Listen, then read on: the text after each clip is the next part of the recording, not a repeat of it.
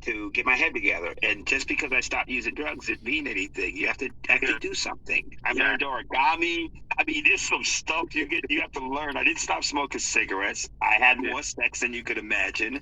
The changes seats on the Titanic. If you stop using one thing, you get worse than something else. Yep. That's reality. But my life got better. I put myself into work. You two guys know that, right? Yes. I was there 24/7. Exactly. No disrespect hitting anything that moved. I would have banged a snake if you held his head right back then. No disrespect to the ladies. I'm sorry. It's just I was clean and sober for so long, but you still got to keep your head right. And then, like I said, it's changing seats on the Titanic. If the boat goes down, and you just get a different seat. It's one addiction for another. Yeah. And Dylan, do you have a question from Manhattan? Yeah. So, what would you say is your writing process when it comes to writing your books? I mean, what I use as a catalyst or a motivator? Well, my process as far as being that it's fiction, it's simple.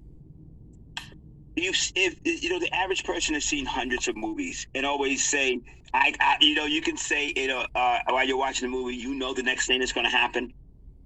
You know what I mean? Yeah. I always had a very vivid imagination. Writing wasn't my forte because I'm dyslexic, so it's harder for me to write, but easier for me to dictate.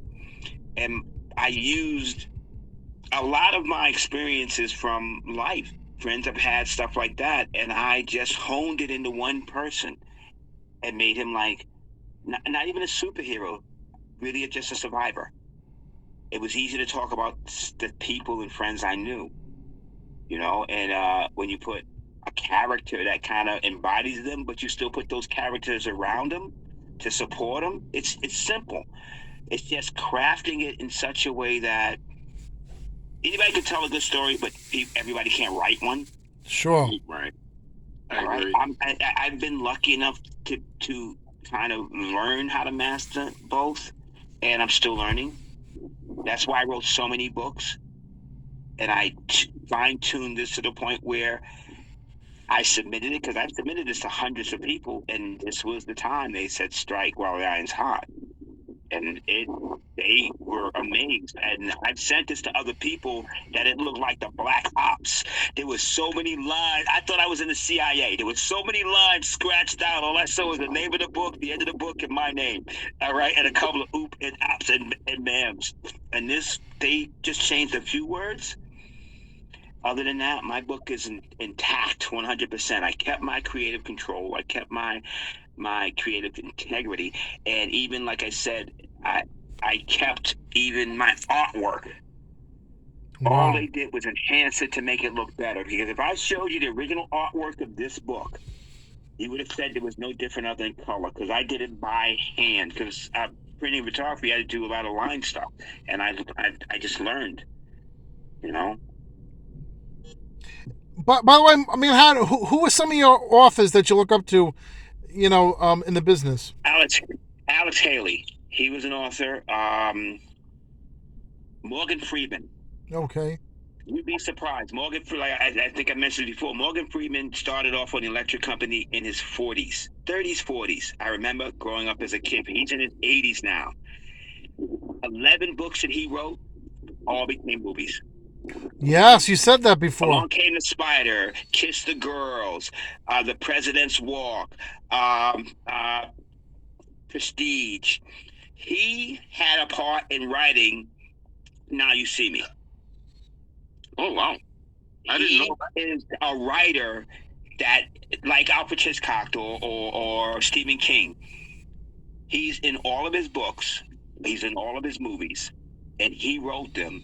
And as he became an actor, slowly, he started making sure his stuff became. I just got back from New York a couple of weeks ago after your interview, and I went down to see Netflix. I'm trying to do something. Wow, that is cool. So all the exposure I can get, the better off I am. And so, if one of you guys want to play agent, I would I'll accept. You know what I mean? Give it off a percentage. I'll put you in the part. Sure. I'll write you in.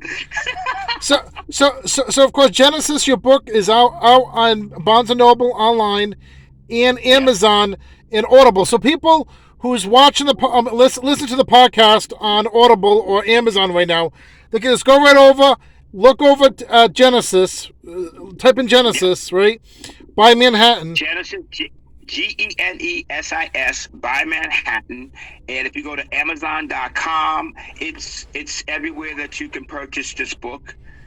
And you mentioned getting sponsors. I'm already talking to people. Sure. I mean, you give me so many ideas, and I'll accept ideas from everybody on this show right now. And I've taken my book to the Black Authors Guild, African American Authors Guild. BIN, Black Information Network, which I listen to. It's funny because I just got a call 2 nights ago out of the blue. I was randomly picked to be a part of the Nielsen ratings watch thing for radio groups. I mentioned your radio station. They said the radio stations I listened to were so diverse, they had to have me as part of the Nielsen report for radio stations to see who stays up number one. That is cool. In the atmosphere. It blew my mind. I said, well, I got a guy I listen to. Yeah. Well, thank you, Manhattan. Thank you very much. Not a problem. Yes. Hey, by the way, we have 2 M's, Manhattan and Melissa. Now I'm going to move for M&M's, and then we have 3D, Darylus, Dylan, and Derek. So we need 3D glasses. My Lord. How many times have you said that joke about 3D? Oh, is that what you have on, the 3D glasses, Dylan? Really? Yeah. So like I do? I'm sorry? Does it look like I do? I think so. Oh my God. Hey, the coyotes are in 3D over there. I haven't seen any lately. Hey, Melissa. Melissa, you have a train in back of you. You have a train in back of you. I think I lost my train of thought. Okay. Yes, Evans. Oh my God. Evans, do you have a poetry for us tonight? 'Cause I know you love to do poetry. Let me see. I have to think. I just need like a couple of minutes. Okay. Because I have some older ones that I know off the top of my head, but I don't have like any new ones I've written yet. Okay, do a classic Evans A. Darylus poem tonight. Hold on.